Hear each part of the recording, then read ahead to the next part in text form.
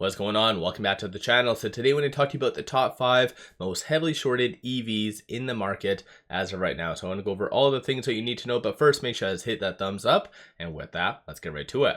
Starting off with stock number 5, Rivian. On Friday did go down 1.6% over the last 1 year, down 41.94, and in 2024 it is down 42.46%. 16.89% of the free float is being shorted. So shorts been clearly hesitant in some regards, so they were getting in, now they're kind of returning all over the place. So recently it did have a high of roughly, it looks like 21, high 21s, that was in May. Low recently, I guess recently, of 15 in August. So it is all over the place. As I've brought up in the past, you see cost to borrow minimum being negative, so that's a very clear indication of manipulation because brokers are physically paying people to short Rivian. Kind of crazy stuff.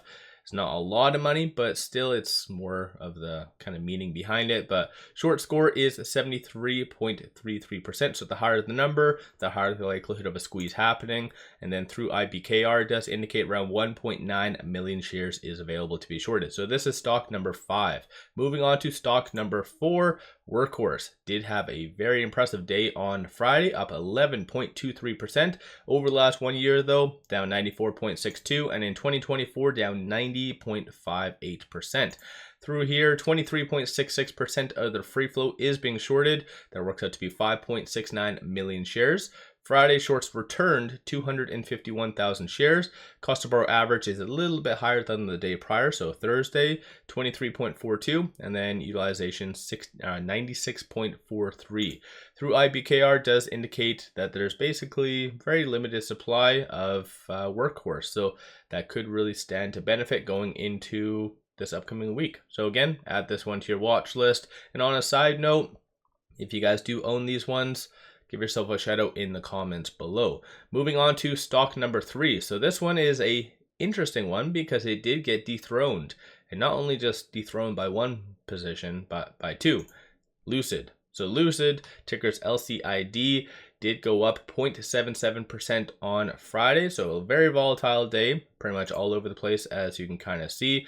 But over the last 1 year, it is down 32.88%. And so far in 2024, it is doing fairly well, moving in the right direction, up 6.41 down 6.41%. But 28.43% of the free float is being shorted, works out to be 254.99 million shares. Friday, shorts did increase 1.15 million shares. So shorts have been really kind of doubling down with this company, as you can kind of see. So for the longest time, they were somewhat returning. They got back in, were stagnant, but as of the last week, they were pretty much trying to break Lucid on a technical level. It didn't really work all that well though, but cost to borrow average is 6.87%. Utilization is 92.78. Short score is 83.57%. Through IBKR does indicate around 950,000 shares is available to be shorted. So interesting one, the fact that this did get dethroned, and it did get dethroned by right here. So stock number 2, NKLA, ticker's NKLA, did have a fairly good day on Friday, up 5.68%. Over the last 1 year, down 79.3%, and in 2024, it is down 79.42%. But 28.69% of the free float is being shorted, works out to be 14.1 million shares overall are being shorted. 304,000 shares were returned on Friday. 317 is that cost to borrow average. So very high stuff. That's an annual rate on a side note, so just kind of be aware of that. Short score is 89.67. And just in case you're new to the channel, this short score is comprised of several things: utilization, number of shares being shorted, and as well cost to borrow. So it does blend all of that together and gives you a ratio. So the higher the number, again, the higher the likelihood of a squeeze happening. So that's how that is derived from.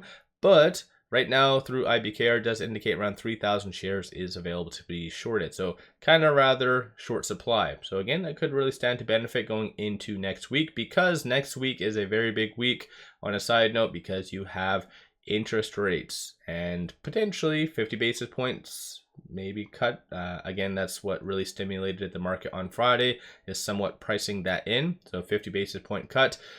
versus the previously anticipated 25. So we'll just have to wait and see what does happen.